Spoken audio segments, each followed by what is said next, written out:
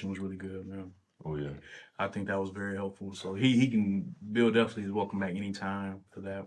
Yeah, man. He wants to follow up and see if we use it, how far we've, you know, how we've come or how we got by using it. So yeah. I think that'll be good. I'm telling you, I got it and I just ran with it. It's just so many ideas that you come up with that if you use it as a tool, I think you should use it as a tool. You know what I'm saying? As a tool. That's all you use it for. If you're using it to better your life and you know. Yeah, you don't want it to teach you how to read. You know what I'm saying? Like, you don't want it to lean on it. And, you know what I'm saying? Like, exactly. I'm taking my humanity and giving it to AI and donating it. I don't want to do that. I want to use it as a tool and keeping in mind that the originality and creativity comes from me. It comes from my soul.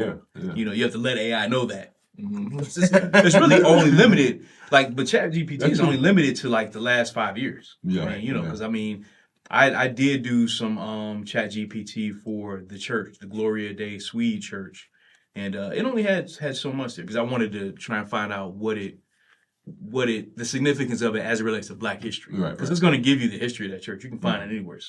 The Swedish settlers started and all that stuff, but I wanted to know specifically as it relates to Black history.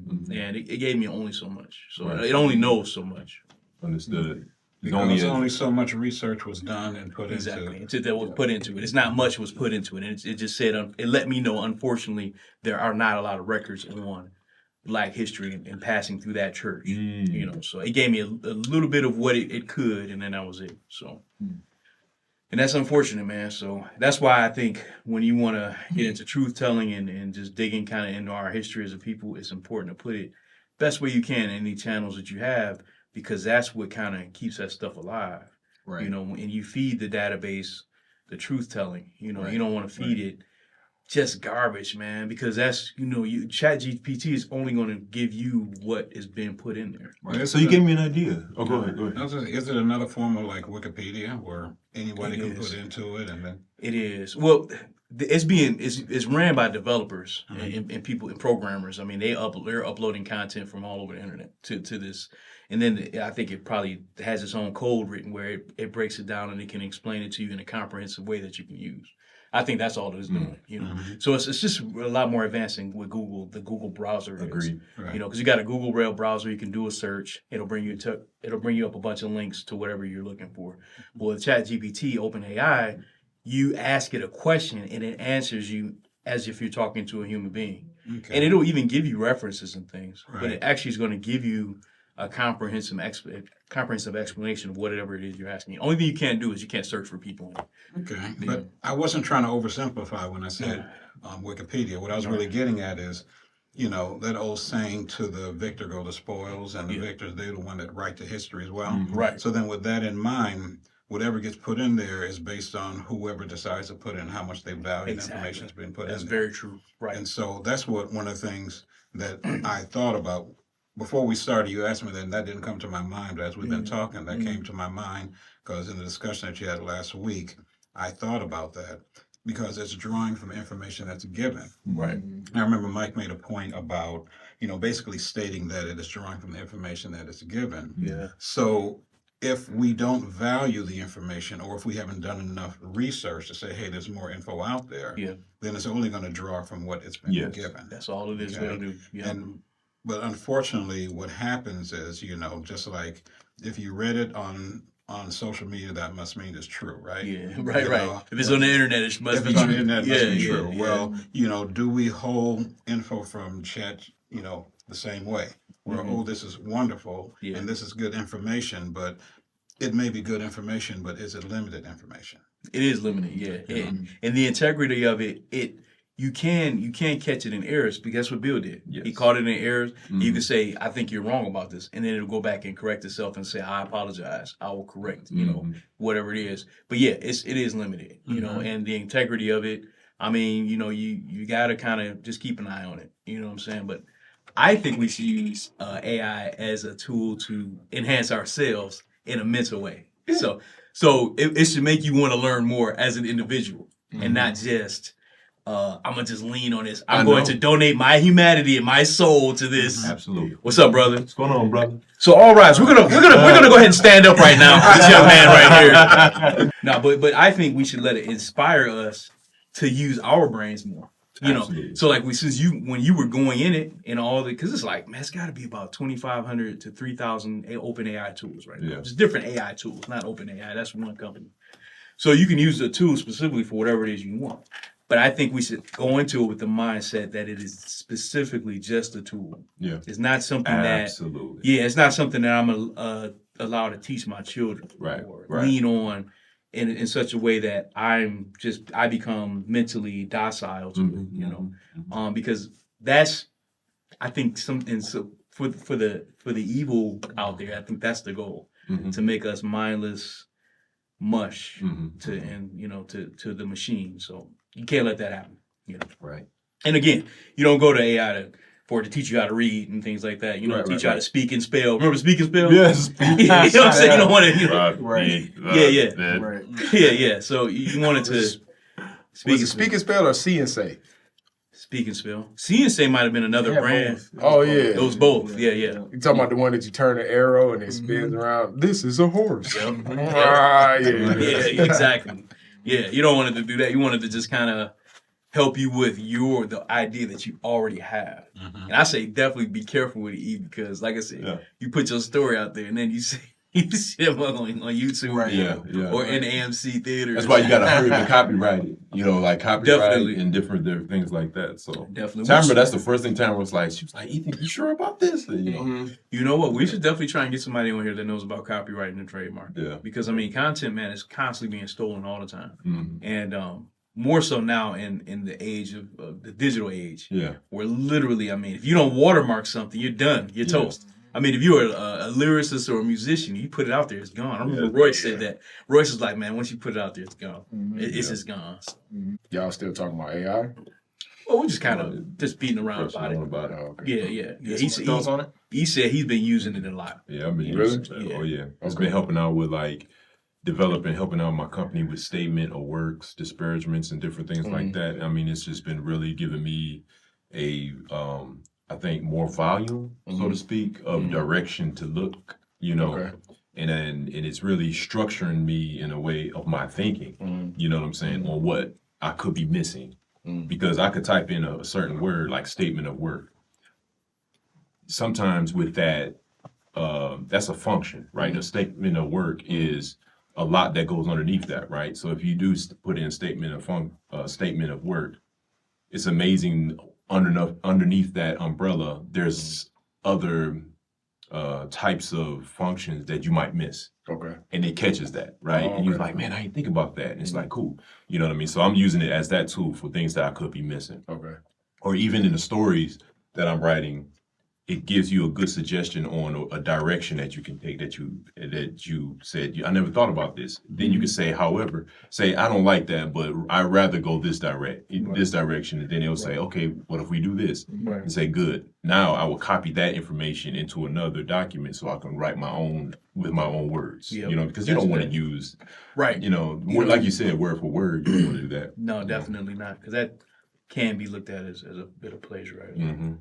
You know. Like, I think we should always hold valuable our own original ideas and protect them. You know, like you can use it to enhance something, give you more volume, like you said, of words and speech, and maybe help you with grammar.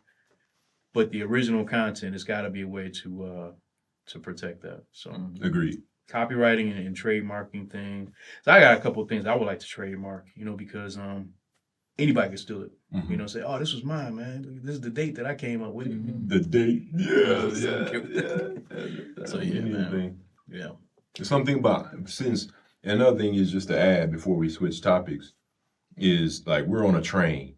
You know, AI is fast moving without brakes, right? Yeah, no so brakes. the whole idea is how do you get it ahead of that curve, right? Yeah. And I think the more we understand it, the more we can bring more value to not only to ourselves amongst us and how to kind of gauge that monster, because it's a monster, dude. If we're not prepared then you're going to miss something and you're just going to get swallowed up. Yeah. You know what I mean? Like, that's kind of like, and I don't look at that as like, G, you brought it up the last Monday about the nefarious reasons or people that would use that, but we're not that. You know what I'm saying? And you know what I mean? But it's people out there that are evil. There's some people that are evil, right? Yeah.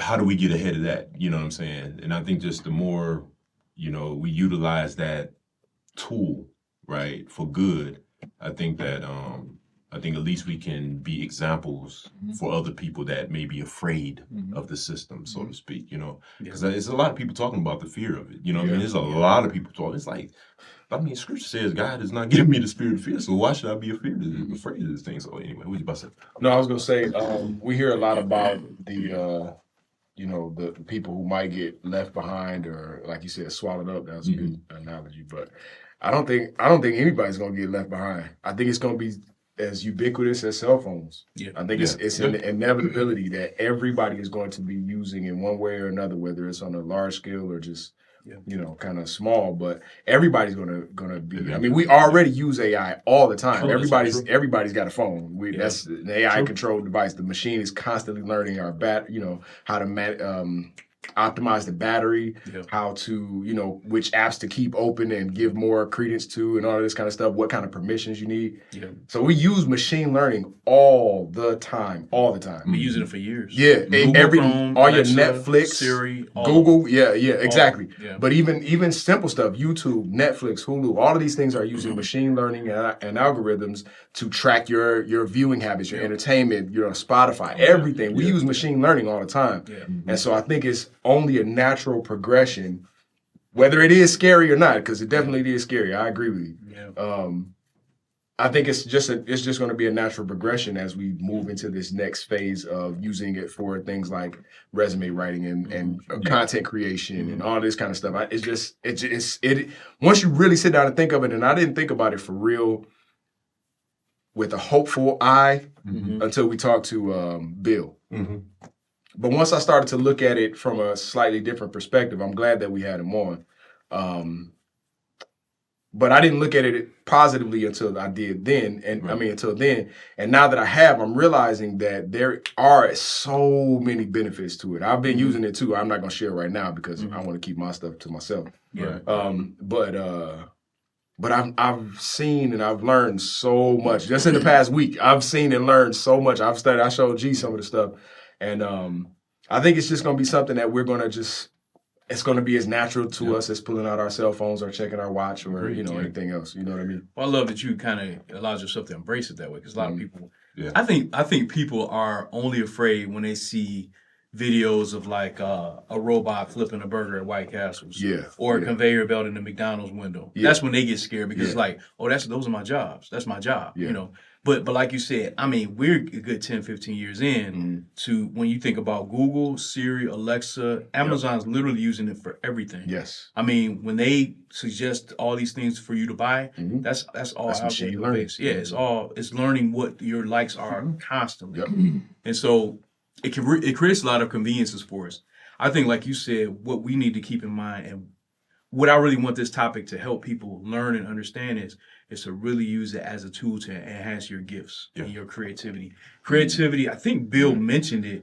Creativity, embracing your creativity and latching on to that is really what you should focus on. Mm-hmm. Don't focus on the pure evil because, I mean, we're going to always witness the evil that men do. I mean, it's always going to be there. There's no way to escape it. It's always, with every good, there's a bad.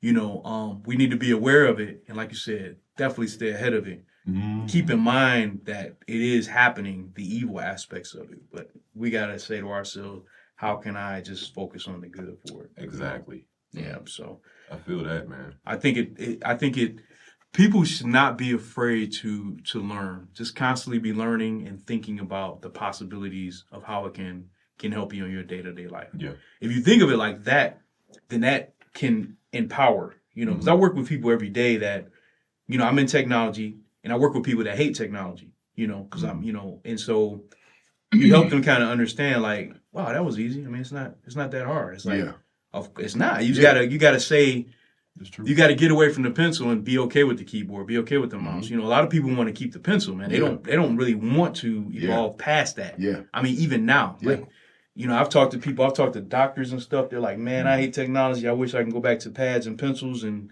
notepads and note taking. And I'm like, I'm sorry, sir. We are long gone from that. I mean, we are. But I think it's the same concept. I think Yeah. what you're saying is a perfect analogy or perfect parallel, because going from even, you know, VHS to DVD or CD to all streaming and MP3s and all that kind of stuff, these transitions are just natural transitions that as technology and science and all these things evolve, obviously this one has much larger potential negative ramifications because, you know, but I mean, so did, you know, the invention of steel and the invention of gunpowder and fire and all. I mean, we've had potential to damage each other. I mean, you know, the scale obviously is constantly increasing. Stakes are constantly increasing. Yeah.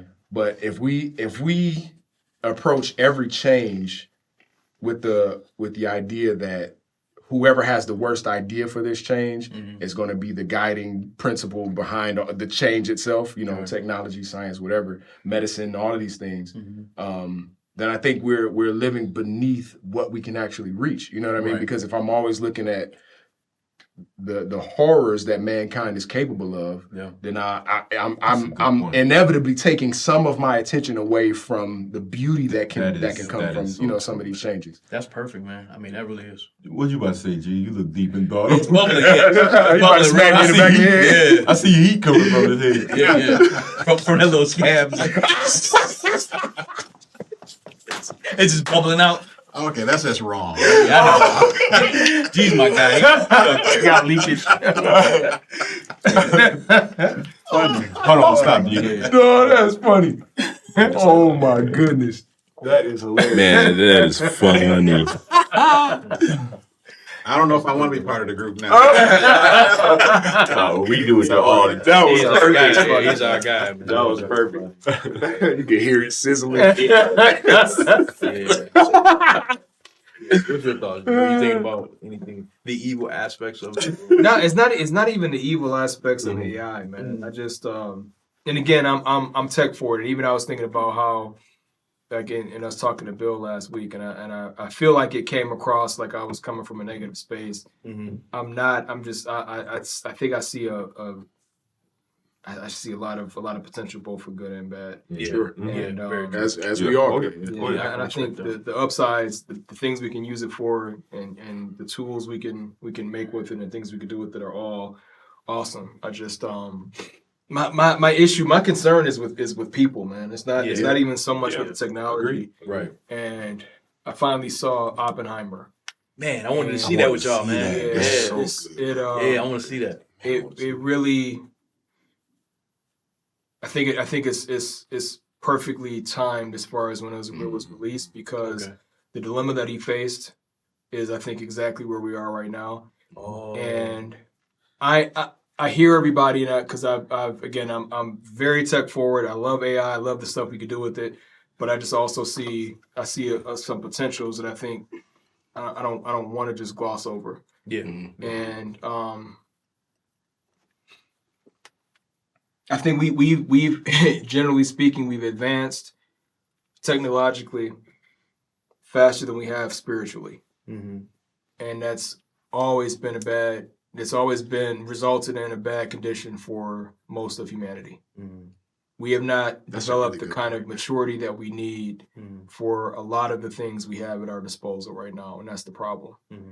And I hear all the analogies about how many other tools there are. I don't think it's the right kind of comparison. Yeah. Because you're dealing with something that the stakes are infinitely higher. They are, and you're dealing with something that is able. The whole purpose, of AI is for it to act autonomously without human interaction once you've unleashed it. So you're not talking about a weapon or a tool that a human can actuate. You're talking about something that can think and make decisions on its own without needing a human to interact with it or to give it approval. It's not the same thing. We're also looking at, for the first time, having a recognized technology or thing or entity or whatever on this planet that is smarter, faster, more capable than the human mind is. That's not a small thing. You know what I mean? And I don't agree. I think that I don't want to stop progress of it. I don't think that humanity is ready more than we were for a lot of other technological advances that we've ended up using for harm more so than good. In fact, we keep having all these endless and ridiculous debates about climate change or protection. If you have technology that can have a smaller effect, a smaller negative effect on the planet, why do we even have to have a conversation about whether or not we would release technologies that do that? Isn't it, if you live here and everybody you know is here and you know that there's a delicate balance for this planet to be able to sustain life, why wouldn't you just naturally move into those things that are more protective of the environment? Not because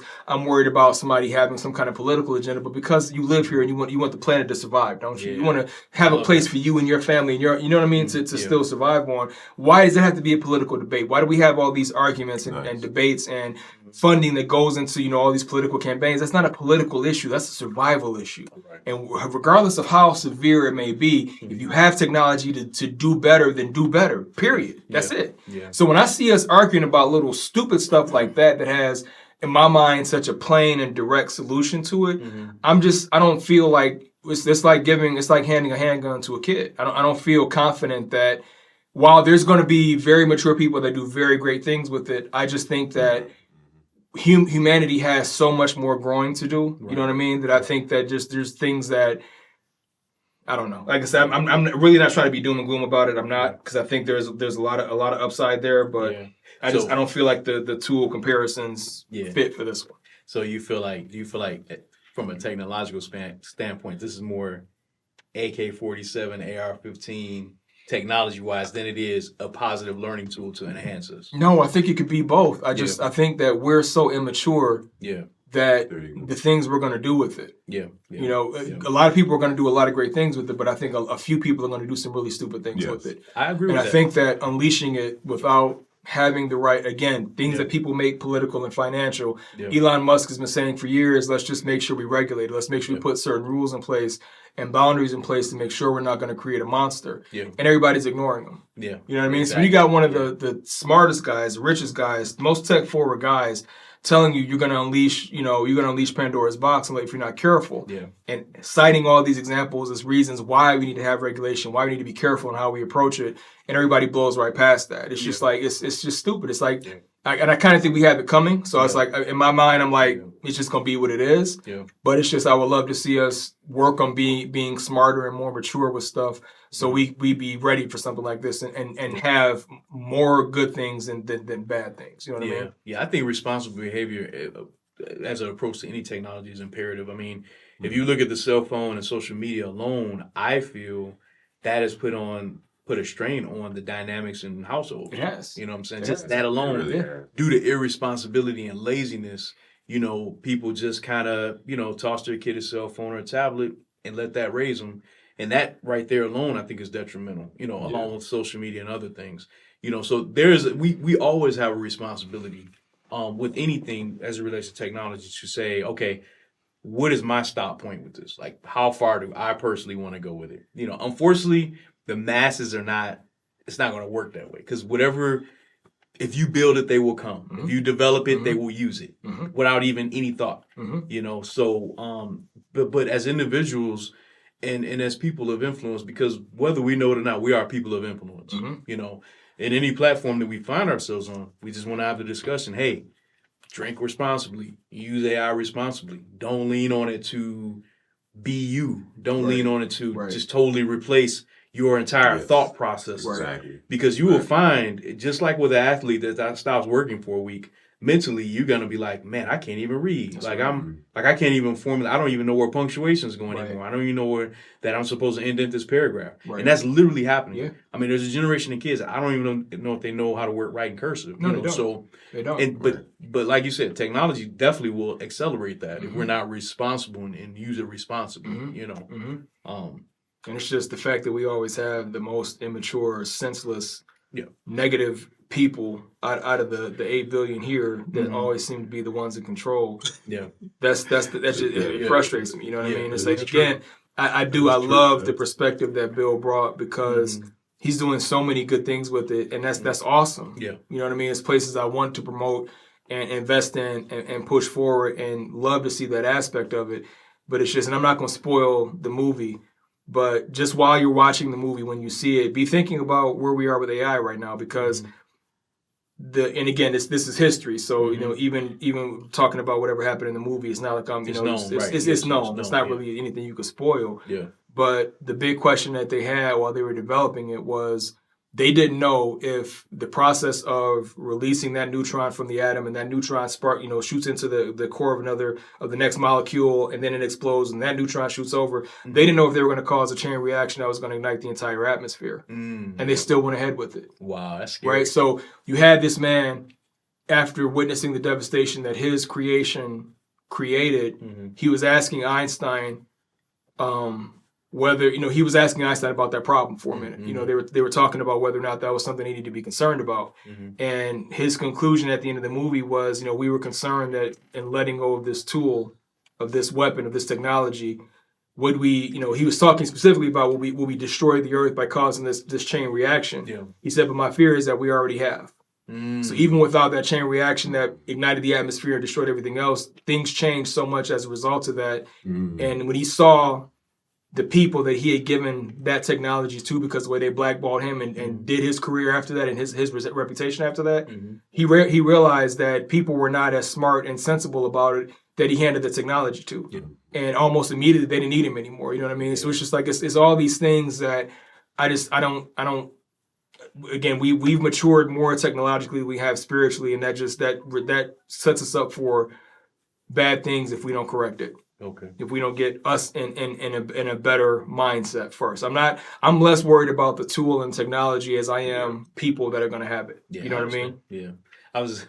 What made me smile is now I was thinking about the skit on Saturday Night Live where they said, lowered expectations. Yes. Yes. All the time, bro. This discussion is Right. Yeah. Lower it. just lower it all now. The joy and excitement. I know. That's what. No, but that's real though, man. I mean, because if you really look at it, it's the responsibility that we have in our relationship with technology. I mean, that's why I love Black Mirror, because it shows like our irresponsibility to technology for simple things. Yeah, for the simplest things. It's just like exercise some restraint and say, hey, I don't need to be on social media 12 hours a day because it's turning my brain to mush. Right. I find myself swiping and doing this. Yeah. Right. I don't even care, man. So people live in their phones and then they can't talk to people. Like, I don't want AI to replace my voice. I don't want AI to hey, AI, you can't have my voice. I don't I'm saying, I'm just letting you know now, you can't have my voice. Right. I mean, because if it takes our voice, that's part of our soul, and we can't. We have to just say, where does it stop for ourselves? Like, how much do we want to feed it? How much do you want to use it?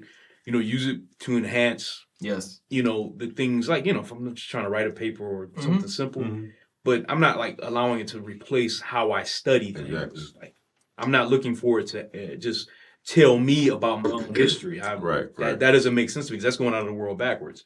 So I think that's definitely a discussion too. It's like, we don't want to go out of the world backwards, but I'm looking forward to Oppenheimer. Because if that's a cautionary tale about history, I'm there for it, man. I love stuff like that. That's 100% is. I love that. I want to see it. Yep. Yeah. So, but James, what's on your mind?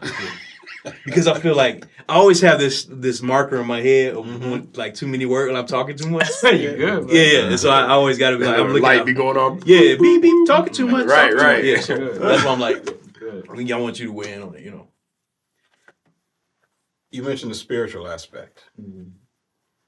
It made me think about, and we all know in Ecclesiastes, I think it is, where it says, there's nothing new under the sun. Right. When I first read it, being a kid or a young, teenager or so, my first thought was, how can that be true?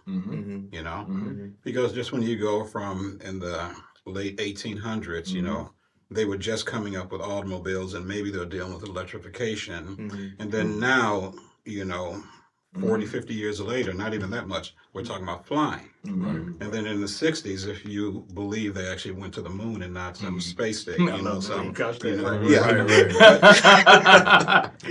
Right. So, once again, nothing new under the sun. How can that be when we look at material things and everything seems to be new. So then I started thinking about this. And how can it be true? So, we know the scripture says, let, God be true and every man a lie, right? So with that mindset, start thinking about, say, okay, how can nothing be new when everything around us seems to be new? And to me, the answer is simple, because it goes to the structure by which we were created. God created us to think.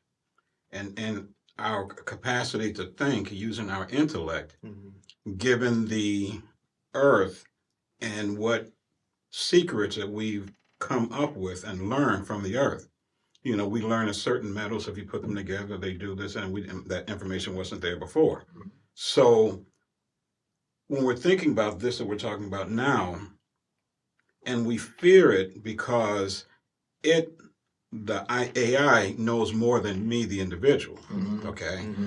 But I think about it as this AI is just a summary of pieces of information that all men have gathered and like put it into one. So when I look at it that way, to me, it's not as scary, okay? Even though I know the things that can be done can be scary. The Bible itself talks about evil inventions, right?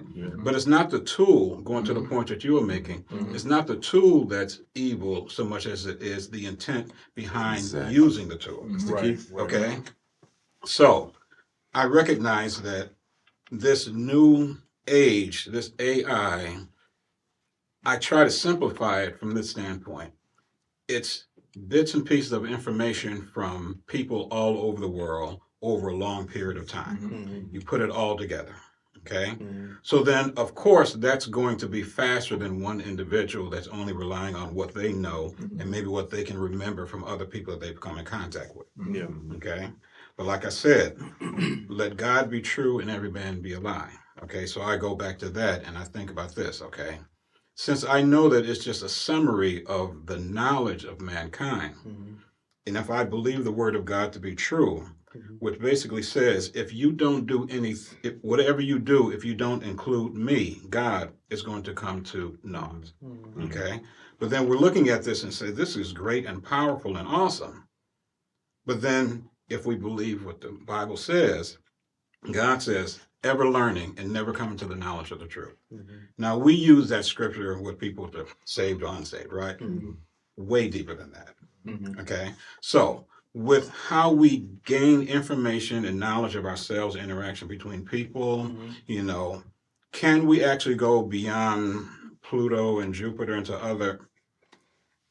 I don't know. I can't say no, it doesn't happen or can't happen. So if I assume that it can happen, does that mean that man becomes greater than God? And I say no. No, not at all. So then why should, going to the point you made earlier, why should I fear what is going on now? The fear is the usage of, okay? If God be for us, who can be against us? Okay? If AI is a summary of all the thoughts that men have, and when I say men, I'm not gender neutral, because I know people are watching that, gender neutral, okay? Humanity, yes. Yep. Then if that information gets used to the negative, then going to the point you're making, why can't that same information be used to the positive? Okay? Why can't those who are sober-minded come together, just as maybe those who are using these things for evil purposes? Why can't we come together and provide another opportunity, or another means to utilize? As I was talking, I thought about 3D printers. Who would have thought about 3D printers, a couple of years ago? But now you can, now they're talking about, now they're having to come up with laws or try to figure out how do we regulate 3D printers and firearms, for example, that come out of that. There's nothing on the books for that. Right. Ghost guns. So then, ghost guns. So since there's nothing on the books, is it illegal? Right. Is this thing any different than someone taking a baseball bat and harming somebody? Right. Legally, you can say there's no difference. But it's a gun. Well, according to everything we know, it's not a gun. Right. But it can do the same type of a damage. Mm-hmm. What does that knowledge can cause people to be fearful? Okay, and that's the thing. So what we're really dealing with is not so much the information that's been put into one concise place and how powerful it is, but it's the fear that it can be used in a way that causes us to harm ourselves and others. Okay, and so then when fear comes in, then we feel like we are hopeless or helpless if we're not careful. Or we turn around and just try to ban it so it can't happen again. But the train has left the station, right? Yeah, It's not going back. That's right. Right. So then what we really have to deal with now is with what man knows, how do we influence ourselves as well as others to use what's out there for the purpose of benefiting ourselves and others. Right. That's the key. So that's where the battle has to be, to me. Yeah. Because you're not going to unlearn what's been learned. Right. If you know that you can just put a couple of words in and write a whole paper for you, unless you truly value the creativity and the discipline of coming up with it yourself, most people are going to say this is easier. Right. So it's, to me, it's not putting the technology aside, but I don't see it as a technology thing so much as it is is man going to utilize it for the better or for the worse? Part of this, as far as thinking for yourself, we've talked about this with respect to churches as well. Yeah. So in that sense, it's almost like, well, how you say it, same difference. Yeah. Because are people willing to allow someone else to think for them? Yes. Some people, Most people, yes. yes. They fall right into Yes. it. Yeah. That helps me, then I can go do something else and I don't have to be responsible. Yeah. Someone else has done it. Right. That's a We good talk about point that that in you- church. very Go good. ahead. I'm glad you added that last part, that and I don't have to be responsible. But go ahead. Yeah. I'm glad that you I added want to that. hook for that one now. Yes, No, that's- Jesus. But Yeah, that's no, awesome. and I know this isn't a church thing that we're talking about now, but it really goes to, because this is really central to me, because you can operate in such a way where you think the responsibility that's been laid on you, you can give it off to someone else, and God has never said, okay, never. It's always our responsibility. So then, therefore, as things develop, information's out there, knowledge, it's how you use it and the purpose for which you use it. But the bottom line is, each of us individually have to should present ourselves in such a way that benefits us with respect to our Creator, and then therefore we can be a light and influence others. Yeah. Okay. I love it. So I can do that whether I'm using a actual typewriter with the ink strip going tap tap tap. What is that? People have no idea. Or it doesn't matter. So to me, in my mind, I take the technology out of it, knowing that technology is out there. Okay. I'll say this one last thing and then let someone else talk. At home, even though I have a cell phone, my wife has a cell phone, she wanted to keep the landline. Okay? Oh my goodness. So, I'm paying for a landline. Yeah. too, Oh okay? boy. And with that Y'all still got landline, the milkman come to your house too? no, not quite. Good one though. With that landline, we had the answering machine. Oh. Now, what is that? 80s technology? Yeah, that's painful. You still got the tapes with it? No, not that one. No, not that. Oh, okay. But we've had those before. Yeah. Okay. Simple technology, right? Right.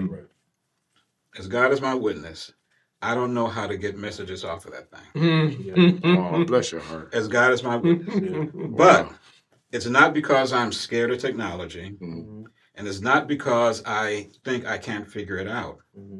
I don't want to know. Yeah, who cares? Now, the reason I don't want to know is because 99% of the calls that come in and the messages are from my wife anyway. Yeah. Yeah. Okay? Okay. So And there's only been one or two times that I can think of where I actually needed to go in and try to pull a message off. Yeah. So for me, I don't care about it, okay? But as you know, at work, I use computers, you know? And so it's not a fear of computers from my part. It's just I make choices as to how I utilize what's out there. Right. And so going to the point that we're talking about here, whether it's, social media all day long or doing those other things, we really need to make choices on how we're going to utilize our time, or more specifically, how we're going to utilize this. Yeah. Agreed. And society as we know it, because there's a profit-driven thing that goes with it, it would prefer that your mind go to mush, as you were talking about, okay? Yeah. Let somebody else think for you, okay? Yeah. Therefore, you can free yourself up to do what? They're probably going to try to sell you something else in your free time because you don't have to do this as well. Yeah. Right. Because it benefits them, and they sell it so it benefits you as well. So then when you get these movies like, what was that movie? Bruce Willis was in it, where everyone stayed in their house and there was machines that were surrogates. Yeah. Yeah. We can go there if we're not careful. Because in that movie, you had a group of people said, I don't want any part of it. Right. Even though there was a robot, but yeah. The mindset of we see the danger in it, not because the technology itself is dangerous, but how it can be utilized. Yes. Yeah. But if I don't allow myself to be afraid of the technology, then I can see the technology for what it is. Right. And I think a lot of people don't see the technology for what it is, and they think it's greater than them. Right. But in fact, it's not greater than us. It's just a summation of the information that's out there, put into one small location, if I can put it that way. So then to me, it's not as fearful. Beautifully stated. I agree with that. And I think we should all never yield our power to just anything. And so I think when we get stuck on acronyms, we think in AI, but the real name is artificial intelligence. Everything artificial has a fail point. And if we focus on our spiritual aspects and then our design as God would have it, you can't have fear, because anything man-made has its fail point. These batteries in these phones are not going to last. I mean, if you're in the basement, you're not going to get a connection. So it's always a fail point, and it's going to be that same thing with AI. And the thing is, that's why we can never fully yield ourselves. And the thing is, we can't be lazy about it. We have to be intentional in saying, you know what, I'm going to try and figure this out myself. And that goes for me too, man, because I mean, I'll sit my phone down and go look for it. You see what I'm saying? Because my brain's just, it's just, I'm sitting it down. I'll be walking around like, where's my phone? And so it's screwing our brains up in a way because we yield too much to it. So if we put the phone aside, remove ourselves. Because, man, sometimes I'll devote a day, like I can't be on the computer or the phone. I just can't. I gotta, because I'm like on it all day, working on it. And so you have to just, be in touch with your humanity, just separate yourself from that, because in that way it allows you to say, you know what, okay, I got to really lean towards my own creativity. And that's what Bill was even saying. He was like, are you going to be consumer or creator? I mean, that's the thing. That's the ultimate choice you have daily. Am I going to consume or am I going to create? Now, most unfortunately want to consume because it's easier. It's easier to go get fast food than cook. I mean, it just is. It's easier to go eat out than cook. So that's just the choice we're going to have to make. But I love what you said, everything that you just said, because it's very relevant to the fact that we just really need to embrace our own humanity. And that's the fight that we should just start now, because it's going to get harder. It's going to get harder. I mean, they're going to make things really convenient, because surrogate was interesting, but the surrogate had a fail point. He failed. I mean, it was a failure still. And so, and a lot of films, when they want to use films to kind of show us stuff, it always shows us how technology has its failures, so that's my suggestion. I got to see Oppenheimer. I really do.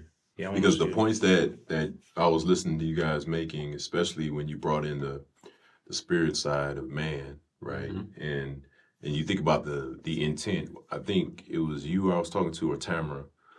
I was talking about, at the end of every intention, love should be the end result. End of story, right? If love is not the end result of your intentions and your actions, it doesn't mean a thing, right? Sounding brass. Yeah, it's sounding brass, man. That's Corinthians, 1 Corinthians. Paul talks about that.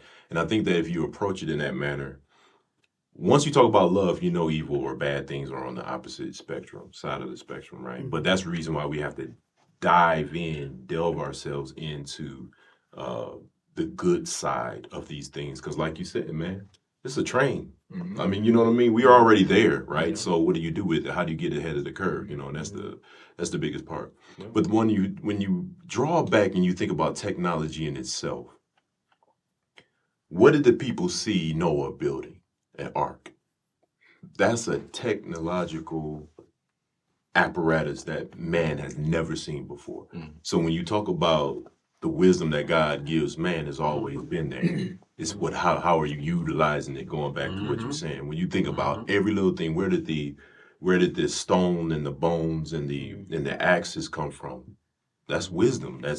That comes from a higher intelligence to a man to give him an idea. And it's always been around. It's just, what do you do with it? You can use a hammer to build, or you can kill, right? It's just a choice. What are you going to do with it? What gives your heart enough rage or anger that you want to do something to a malice intent towards someone? There's an issue that's there. You know what I mean? And that's one thing that I've been thinking about more and more is, as we going down this road, this journey, let's use this tool as a benefit for creation. You know what I mean? And at the end of that, love should be a clear indication from the heart. You know what I'm saying? And that's kind of like how I'm using it for, to build, not to destroy. You know what I'm saying? Like you said, in Oppenheimer, I haven't seen it yet, but I already get the gist of it because we read history. It's Paperclip, Operation Paperclip, right? Is that Operation Paperclip? No, that's something. That's the project. The Manhattan Project. Okay, I'm sorry. All right. I'm getting two things mixed up. I'm messing up. But it's all good. But anyway, it goes, is there an intent there, right? You got men coming up because at the end of the day, men don't have the best intentions all the time, devices of evil or whatnot. But like I said, man, right now, I think we can utilize it for something really, really good. But I like what you said. Don't be lazy. You're going to use it and not do a check on what you're asking AI to do, and they mess up in itself, right? So AI has always been around. I even think about the Roombas, you know what I'm saying? The little vacuums that go around. I mean, guess what? It recognizes when its charge is low, and it goes right back in charge. All these types of things have always been around for years. Simon Says. Right. Simon Says. It remembers what you did. Yeah, that's awesome, man. Yeah, it's always there. Yeah, it's how you grasp it, how you harness it, and like you said, don't take away your creativity, man. Yeah, I mean, we lazy. And we always just have to keep in mind that it's a group of people that definitely want to see the world burn, just for the fun of it, right? Just for the fun of it. So for us, we just have to say, how do we maneuver through that? How do we pivot? Because life is all about pivoting anyway. Go ahead, I'm sorry. Yeah, no, I was gonna. That my thought was pretty much that. It's just really all about pivoting and saying, forget about fear. I mean, because from abacus to calculator, from calculator to laptop, from laptop to supercomputers. I mean, we just want to always be evolving. And what people really don't understand is technology is changing literally every second of every day. I mean, it's ever changing. So I mean, the stuff that we're fearing now is 30 years old. That is so if you really true, think about man. it. So just all you really need to focus on, to your point, is how do I pivot? I mean, what's my next move? I mean, I love what you're doing. I love what I'm doing. We all have things that are constantly helping us understand how to pivot. And I love the fact that after last week, you literally just took a look at it for yourself to get an understanding for yourself. You didn't go and say, hey, man, let's talk about this more because I'm scared. You went and applied yourself to it. And see, that's a lesson to us all. Apply yourself. And this is just not AI. This is with anything. Apply yourself. I mean, because I help people often, like with technology, and I say, hey, this is just how this works. I mean, I'm sorry. This is like when you're dealing with, like, say, security. I mean, this is just for security purposes to protect your data. And they hate hard time understanding that. Yeah, but they hate it though because it's like, well, I just want my password to stay the same forever. It's like it doesn't work that way. That's a security issue. You can't, don't use your kid's name as the password. The computer, like the hackers are gonna figure that out. And when we talk to people, like, sir, I don't care about I just wanted to be PASS 1 2 3. Yeah, exactly. Right. They're like, I'm not computer savvy. I hear that all day, every day. Yeah. I'm not computer savvy. I don't understand how this works. I want to be able to log in and do my job. Right. And that's the mentality of most. It's like, I just want to get up every day and live my life, and I always want to feel of use. That's when people don't want to be replaced. My thing is, you actually are irreplaceable if you actually tap into what God has provided you, the tools, the gifts. We all have gifts. Nobody's like, I'm more shining than you. It's like, if we really look at, we all have gifts. We are all functioning entities, enterprises in and of ourselves. Right. I don't have time to be worried about that. Mm-hmm. It's artificial. So there is a fail point. Mm-hmm. It's pretty smart. Good point. I mean, I'm not gonna knock it. I mean, it's pretty impressive. Mm-hmm. But at the same time, I'm impressive too. It's things that I can do that it cannot. Mm-hmm. Clearly, it cannot do. So you have to look at those things. It's always like, just like it's bad with good, there's also good that can outshine the bad. Mm-hmm. Absolutely. Mike, what's your question? Absolutely. Oh man, that's been gone for a long time. You can scratch your arm. That was going like 3 seconds after. There's so much to think about, man. But it's good. That's why I think it's good. I look at it. I'm so glad we had the episode last week, because it really opened up my horizons. You know what I mean? For looking at these things. And I love what you said. That, hey man, I'm impressive too. That is. You gotta realize your worth and what you are able to bring to society in reality. Mm-hmm. You know what I'm saying? If you haven't done that, that means that you're lazy and you just sat back and somebody spoon-fed you all your life. Yeah. You know what I mean? I think that's the approach to that matter. I think, to be honest with you, it might be a huge percentage of society that's like that. They rather somebody doing something for them. Mm-hmm. And so, of course, AI is going to benefit people that's like that. Mm-hmm. And you know what I mean? And I think it's kind of hard, because somebody said something earlier that made me think that on the far end, there's a far left and far right of thinking concerning this thing, where you have people that's going to be absolutely slaves to it, right? And that will not grow. Yeah. And you're going to have other people that's on the opposite end that's going to probably do nefarious things and good things. You see what I'm saying? Yeah. Like they're going to use that tool. I mean, they're going to burn that thing into the ground using it. You know what I mean? But like I said, on that other side where evil might be there too, I want to be the opposite side of that. I want to understand for the good of what's going on, so we can become better people within the process. You know what I mean? Absolutely. So not dumb, not lazy. Yeah, right. So I've been thinking ever since you made your comment a little bit ago.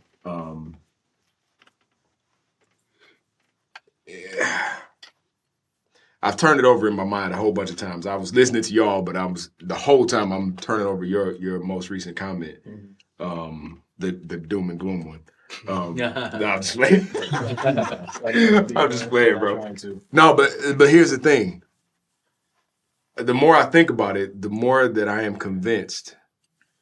Let me not say convinced. That's too strong.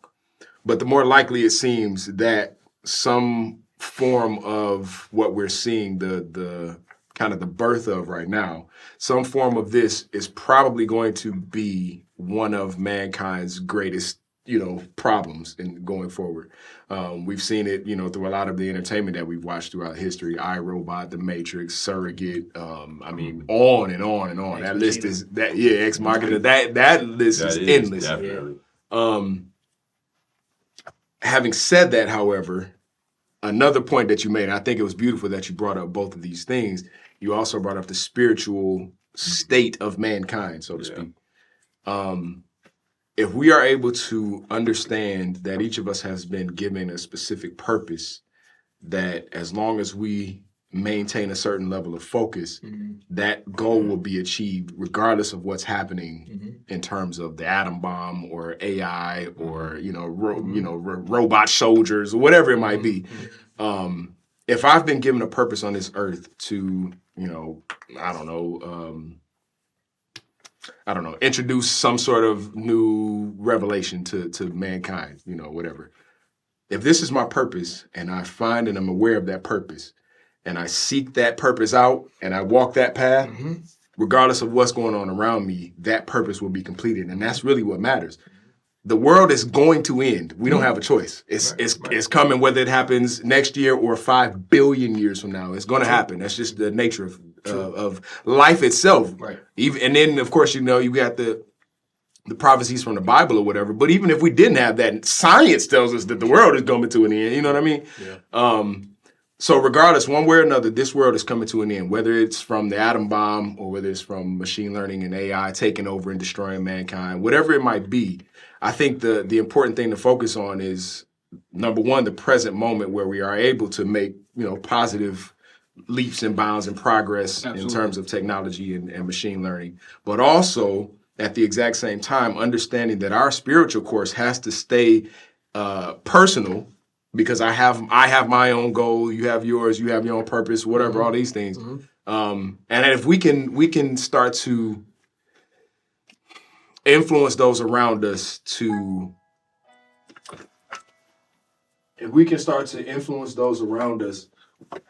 to understand that and walk that path as they use whatever technology is available to them, I think we have a potential for a brighter future rather than just a bleak one. You know what I mean? And I think that's kind of where the tear is there, between the acknowledging how dark this can really get and also understanding that there's a light side to every darkness. Absolutely. You know what I'm saying? Absolutely. Yeah. But that's good. And I agree with you 100%. And that's what I'm saying. I'm very tech forward. AI is not the mark of the beast. It's not the Antichrist. Right. It's none of that. You know what I mean? And like I said, I see a lot of value for it, business wise, industry wise. It's infinite. The possibilities are endless. You know what I mean? But it's my thing is entirely on.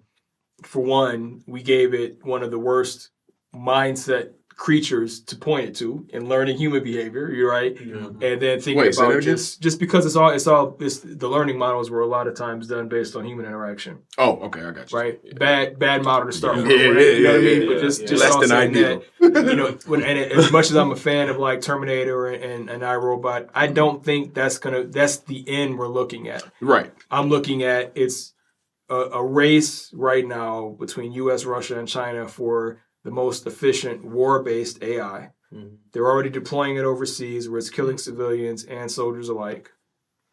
And it's just those kind of things. It's been in use for years in the court system. You know what I mean? It's responsible for running the statistics for when an inmate is up for parole, whether they should be allowed parole or not. So it's a whole bunch of us that are still in prison that should have been eligible for parole because an AI-based system told that court that this person is not, has a high likelihood of being a repeat offender, therefore keep them in, right? So it's been out there a lot, and it's those kind of things. Again, it's the human aspect that I'm more so concerned with. It's very, very little concern for the technology. I'm not worried about AI robots coming and destroying us all. You know what I mean? I'm just looking at just the things that humanity does. And again, not even to where we should stop it. Again, the train has left the station. Mm-hmm. Yeah. And I love what that future can be with AI. Mm-hmm.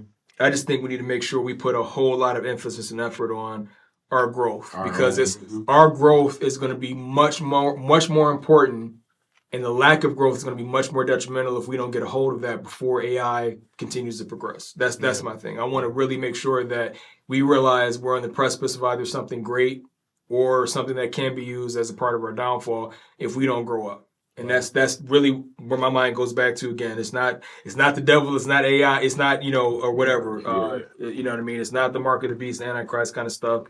It's just it can be a great thing. It's just we have a lot of growing up we got to do to make sure we're not creating a big problem. That's all. I agree 100%. Yeah. Jesus spoke a parable. It was one of those parables that you don't hear a whole lot about. It went this way. It usually starts with either landowner or a business owner, right? Mm-hmm. So he was away and left someone in charge of his household. Mm-hmm. And then he comes back and he gets word that, I guess his accountant wasn't good with the books. Mm-hmm. Okay, it was that particular one, right? Mm-hmm. So he comes back and he says, get the books straight because you're going to be fired. Okay? So the accountant says, okay, what am I going to do? Okay, he says, I'm not going to go out and dig ditches. Mm-hmm. I don't have, I'm not going to do that, and I don't have skills to do this, that, and the other. Mm-hmm. So I say, I'm going to figure out what I'm going to do. So as the parable goes on, what he does is he calls different people in. Mm-hmm. How much do you owe the master? 100 something. Mm-hmm. Give me the note. We'll make it 50. Okay? Mm-hmm. And then another one, how much do you owe? 80. Let's make it 40. Okay? And so then Jesus I don't know if praise is the right word. He acknowledged the wisdom. Maybe that's a better way to put it. He acknowledged the wisdom of that evil servant. So you ask, well, wait a minute. Why is Jesus basically saying good job to this person that's cheating the master? Okay. Now, I forget exactly how the scripture says it, but it says, he summed it up by saying, the children of this generation are wiser in their knowledge of their world than the children of light are in theirs. Okay? And that goes to what we're talking about here. We recognize that when go back to what we know about Noah, what it said, every imagination was just continually evil or wicked. Okay? So when you think about it that way, when you see that the mindset is already set, and then as knowledge increases, it's going to go to the dark side. I'm not channeling Star Wars here at all. That's all right. But we have to recognize, to me, it's a reminder that there's a responsibility that we have the ability to be even wiser, because we know the scripture talks about this wisdom doesn't come from above, but it's sensual, it's earthly. Where we're dealing with earthly, sensual wisdom that's getting applied to these miraculous inventions and knowledge that's coming out. Okay? Do we understand what's going on, and do we recognize that even as we are amongst this mindset, we can shine brighter and utilize it to show someone that there's other ways to do it? And I think that goes to your point and to your point as well. And of course, the point that you're trying to make. It's not that it's all doom and gloom, but we have to fully recognize that that mindset of doom and gloom is going to continue unless it's countered. And when I say countered, I don't necessarily mean fought, but countered from the standpoint, if we can show someone a better way, then maybe we can get them to not to go to that side. If we show them that the same, in this case, technology can be used, to your point, but for a more perfect outcome. But if we remain silent and just say, oh, y'all just, a bunker mentality, say, oh, watch out now, And unfortunately, I think too many of us get that way, where we get that bunker mentality of what's the devil going to do to us next? Or what's wicked men going to do to us next? We're helpless, but we aren't. Go ahead. After you finish. No, go ahead. So, quick question for y'all. So, do you think there's a default, a person that the people that are scared and doom and gloom about AI and this approach, do they fall victim to a certain controlled mechanism of that AI, possibly? Well, think about all these. You know what I'm saying? Think about the preppers, if you will. There's a whole industry out there. People saying cutting off from technology, and they're loading up with their weapons and their material and their food supplies. They want to cut off because they fear it, and then they figure it's all going to come to the end. They're all going to kill each other, and then we're going to be out here with our guns. We're going to go back to the natural world before all the technology. It's crazy when you think about it. Yeah. So on one hand, you have us rushing to the technology side of it. Then you have others that are rushing to, hey, we're just going to get our guns and just wait, and then what are we doing? And each side, it brings fear. Yeah, exactly. But we have to be smarter than that. And we have to be smarter because we have to understand what's going on. So when the lion roars, and it blows your hair back, you shouldn't fear. But unfortunately we do, because we think it's greater than us. And we're being conditioned to think that. It's all conditioned by design. And I think we can't buy into it. If we embrace our humanity, our interactions, human interactions, start there. That's the basis of our existence, human interaction. And I think we're being conditioned to just remove ourselves from that, devalue ourselves, devalue our confidence in who we are, especially us, our people. Just constantly keep us in a devalued state. That's how they become more susceptible to the mechanism of it, to the mechanism of any system. If you keep people devalued, hopeless, in confusion, chaotic, misunderstanding constantly, I mean, the Bible speaks of all that, constant confusion, then you can definitely ease in the trappings of a thing the way that you see fit, the way that you please.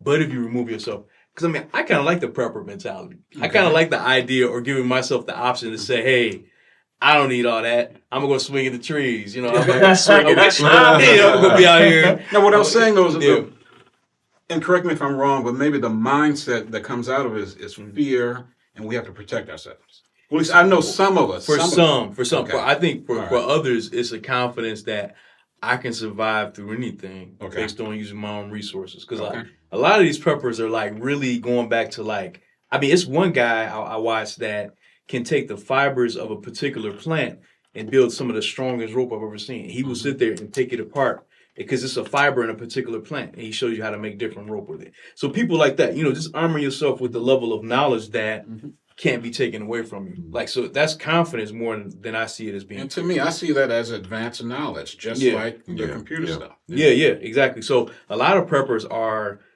just being prepared for whatever, and just embracing the human aspects of their abilities to survive through anything, post-apocalyptic anything. And some are probably doing it out of fear. I like the mentality of, because I'm a do-it-yourself kind of guy anyway. So I like the mentality of whatever it is, I'll be able to fix it. I'll be able to figure out how to get water or start a fire, whatever it takes, And there's a level of confidence that you have with that. True. And actually, it becomes more of the absence of fear, in my opinion, than it becomes more of, oh, I'm scared, so we're going to just run out here into the hills and try and start over. Okay. I think it's more so of, you want to have your weapons, your protection. I mean, whatever you need for that. But ultimately, you're just saying to a system and to a mentality, I stand before you fearless. And I think that's, for me, what I've learned and what I've seen and how I've embraced it. The prepper mentality is I stand before this system or these mechanics of fear or whatever this tank is rolling towards me. I stand before it fearless because I know how to survive and I know how to deal with it. And even if it destroys my body, I mean, I will still fearless. That's just my mentality with it. So, yeah. So so you got me thinking a little bit more too, Al, when you said that about the fear. Mm-hmm. The fear comes because a lot of a lack of something, right? Yeah. Like a lot of times you fear because you're lacking something. That's what's causing you to fear, right? And that lack is replaced with something to cause you to fear. Does that make sense? Well, there's nothing to fear but fear yourself. Yeah. Like Mike, you mentioned that AI might be the worst problem for mankind. No, mankind is the worst problem. You know what I'm saying? Like, that's true, man. If you really think about this, man, that's true. Nothing. And this is totally to G's point. Nothing really is worse than mankind itself. Absolutely. Nothing is worse. We haven't created anything that we haven't perverted in some way. Exactly. But we created it, though. Yeah. Right. You know what I'm saying? If this world ends because of some type of mass destruction, we'll probably play a role in it. If you look at what's the ozone layer the heating of the planet, I mean, we're kind of responsible for that. You know what I'm saying? Things like that. So certain aspects of collapse or blight or drought or we're looking at the ozone layer, these different things, we play a role in that. But ultimately, nothing to fear more than the fear itself. Like I gotta admit, I hate heights, right?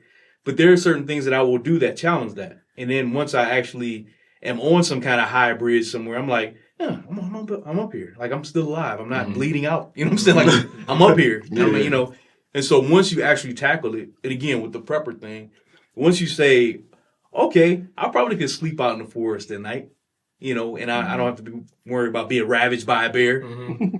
You wake up the next day and be like, I did that. Because I think everything ultimately comes down to, am I confident enough to survive this thing? Am I confident enough to really think this thing through and say, there is a way out if I want it to be?